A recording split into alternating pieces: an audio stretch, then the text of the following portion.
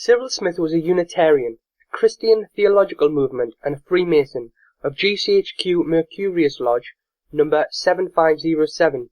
He was a Liberal Member of Parliament for Rochdale and a sadistic paedophile. He was a friend of the Queen Mother, Jimmy Savile, Ted Heath, and other known child abusers and murderers, as well as knighted by Queen Elizabeth II. Smith was a close friend of asbestos firm Turner and Newall. He would socialise with company bosses. They would attend speeches in the House of Commons, which they wrote. It is said he spent time wining and dining them on several occasions. Some of Smith's speeches were written by the asbestos firm. In a letter to a Turner and Newall director, Smith wrote, "Could you please, within the next 8 weeks, let me have the speech you would like me to make? Were you able to, in that debate? Of course the speech was extremely useful to me because it made me sound as if I could speak intelligently on a subject I knew little about," Smith went on. Smith was such a deceptive politician. Not only did he sexually abuse multiple defenceless British children, he knowingly misled the British public, maintaining 4,000 deaths was a relatively low number of people to have lost their lives because of asbestos. According to Smith, it's not like, how can I put it, like flu and contagious. It wasn't infectious in the sense you can have a man and a wife and one would have it and the other one wouldn't. It is now known the partners of factory workers and tradesmen who work with asbestos do die from inhaling the dust on the clothes or hair. So do members of the public. Asbestos-related diseases are incurable and claim at least 4,000 lives a year. Smith's deception doesn't just end there.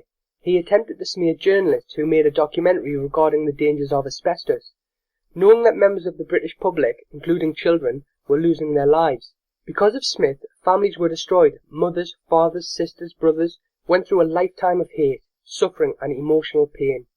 I suppose for Smith, being the type of man he was, a psychopath and a sadist, he would not feel remorse for his actions, and the suffering of others would have made him sexually aroused. In 1982, Yorkshire Television, which is now ITV Yorkshire, produced a documentary called Alice, Fight for Life, which uncovered an extensive corporate cover-up in the asbestos industry regarding cancer. The documentary was about a 47-year-old British woman called Alice Jefferson, who developed a rare form of cancer known as malignant pleural mesothelioma, 30 years after working for Cape Insulation's Acre Mill asbestos plant in Hebden Bridge, West Yorkshire. At the time of the documentary, sadistic pedophile Cyril Smith was the MP for Rochdale. Turner and Newall was the largest asbestos company in Britain.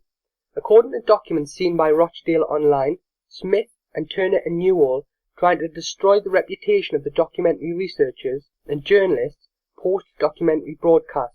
The documents reportedly show confidential intelligence reports on the private lives of the journalists connected to the documentary and meetings they attended. Smear tactics used by Smith and Turner and Newall against Yorkshire Television in parliamentary speeches and at a select committee hearing against Yorkshire TV Ogre. Cyril Smith's soundbites, protected by parliamentary privilege, designed to undermine the television station in newspaper headlines. Smith accused the documentary makers of lying and demanded that Turner and Newall sue Yorkshire Television.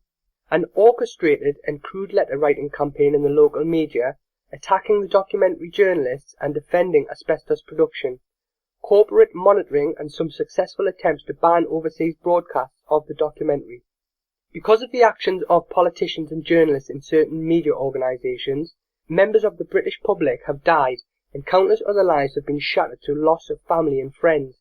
Before pedophile politician Cyril Smith died in 2010, while being protected by the British intelligence and police force, he admitted to owning shares in Turner and Newall. Because of the politician's actions, the Health and Safety Executive has predicted a further 50,000 plus UK deaths in the decades to come.